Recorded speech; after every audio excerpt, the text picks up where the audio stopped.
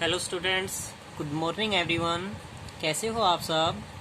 आज हम +2 class chemistry में 5th यूनिट स्टडी कर रहे हैं, दैट इज़ सरफेस केमिस्ट्री, जिसके कुछ टॉपिक हम स्टडी कर चुके हैं। आज का हमारा फर्स्ट टॉपिक है क्लासिफिकेशन ऑफ कोलाइड्स, यानी जो कोलाइड्स हैं उनके क्लासिफिकेशन के बारे में हम स्टडी कर रहे हैं। फर्स्ट टॉपिक तो क्या है क्लासिफिकेशन ऑफ कोलाइड्स। फर्स्ट है based on the physical state that is disperse phase and dispersion medium, यानी जो डिस्पर्स फेज और डिस्पर्सन मीडियम प्रेजेंट होते हैं उनके अनुसार कौन कौन सी पार्टिकल्स प्रेजेंट होते हैं। डिस्पर्स फेज और डिस्पर्सन मीडियम के अनुसार 3 टाइप्स प्रेजेंट होती हैं: solid state, liquid state and gaseous state, जिसके बारे में आप पढ़ भी चुके हो।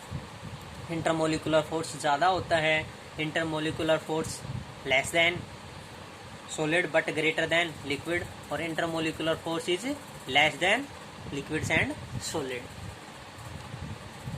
सेकंड है based on the nature of interaction.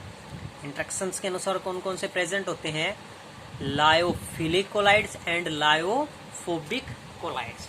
कौन कौन से प्रेजेंट होते हैं? Lyophilic and lyophobic. Lyophilic colloids क्या हैं? The colloid solution in which the particles of disperse phase have a great affinity solvent loving for the dispersion medium, it is reversible in nature. यानी जब particles क्या हो, solvent loving होते हैं, that is can be dissolve in solvent easily, solvent में easily dissolve हो सकते हैं, उसको क्या कहा जाएगा? Lyophilic colloids. एंड लायोफोबिक क्या होगा?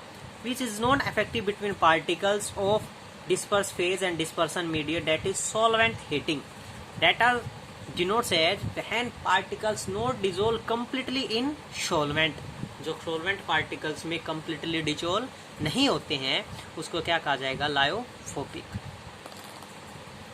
थर्ड है based on the types of particles। Types of particles के अनुसार कौन कौन से प्रेजेंट हो सकते हैं? मल्टीमोलिकुलर एंड मैक्रोमोलिकुलर्स एंड माइक्रोमोलिकुल्स में प्रेजेंट होंगे। तो फर्स्ट क्या है?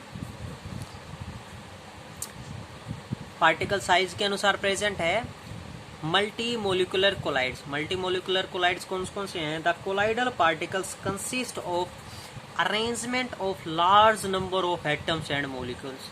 जब बहुत सारे, मल्टी का मतलब होता है मैनी, जब बहुत सारे एटम्स और मोलिकुलस पार्टिकल्स प्रेजेंट हैं, diameter less than 1 nanometre, 1 nanometre से लेस देन पार्टिकल्स में प्रेजेंट है, तो उसको क्या कहा जाएगा? Multi molecular colloids. And macromoleculars क्या होंगे? When colloid particles are macromolecules having very large mass. Macro का मतलब होता है लार्ज मास में, जब पार्टिकल्स क्या हो, लार्ज मास के अनुसार प्रेजेंट हो, तो उसको क्या कहा जाएगा? Macromolecular colloids. The next topic is purification of colloidal solution. जो कोलाइडल सॉल्यूशन है उनको हम प्योरीफाई किस तरीके से कर सकते हैं? How can they can be purify, उनको प्योरीफाई कैसे किया जा सकता है? The process of reducing of impurities of electrolytes to the minimum required level is known as purification colloid solution. यानी जितनी भी उसमें इम्प्योरिटीज प्रेजेंट होती हैं उन इम्प्योरिटीज को क्या करना, रिड्यूस करना ही क्या होता है? प्योरिफिकेशन मेथड होता है। और वो प्योरिफिकेशन मेथड्स कौन कौन से प्रेजेंट हैं? फर्स्ट है मेथड डायलिसिस प्रोसेस। अब डायलिसिस प्रोसेस क्या होता है? When purification of colloids solution by using A membrane. जब प्यूरिफिकेशन किसकी सहायता से किया जाए? किसी मेम्ब्रेन्स की सहायता से किया जाए, उसको प्रोसेस को क्या कहा जाएगा? Dialysis process. सेकंड है अल्ट्रा फिल्ट्रेशन। अल्ट्रा फिल्ट्रेशन क्या होगा? इन this method filter paper is use for the purification of colloidal solution. जब फिल्टर पेपर की सहायता से किसी भी पार्टिकल्स को प्योरीफाई किया जाए उसको क्या कहा जाएगा? Ultrafiltration method. That is third point है ultra centrifugation method. In this method impure solution is taken in a tube and the tube is rotated at high speed with the help of a machine।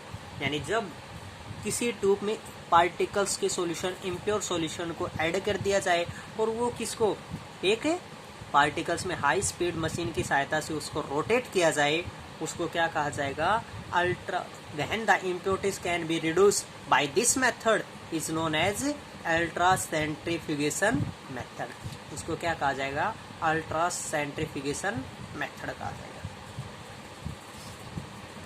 उसके बाद है next topic properties of colloidal solution. जो colloidal solution है उसकी कौन कौन सी properties present होती हैं।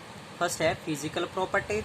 फिजिकल प्रॉपर्टीज में क्या क्या थी, हाइड्रोजीनियस करैक्टर प्रेजेंट थे, स्टेबिलिटी प्रेजेंट होती है, फिल्ट्रेबिलिटी प्रेजेंट होती है, एंड विजिबिलिटी एंड कलर में प्रेजेंट होते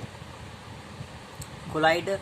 colligative properties second point, relative lowering in vapour pressure में प्रेजेंट होते हैं, that is colligative properties. Elevation in boiling point में प्रेजेंट होते हैं, depression in freezing point and osmotic pressure में present होते हैं। That we have studies in unit second solution. इन सभी के बारे में हम सॉल्यूशन यूनिट जो आपकी सेकंड यूनिट है सॉल्यूशन उसमें स्टडी कर चुके हैं। Relative lowering in vapour pressure क्या होता है, एलिवेशन इन बॉइलिंग पॉइंट क्या होता है, डिप्रेशन इन फ्रीजिंग पॉइंट क्या होता है, and osmotic pressure, that is colligative properties के बारे में हम स्टडी पीछे कर चुके हैं।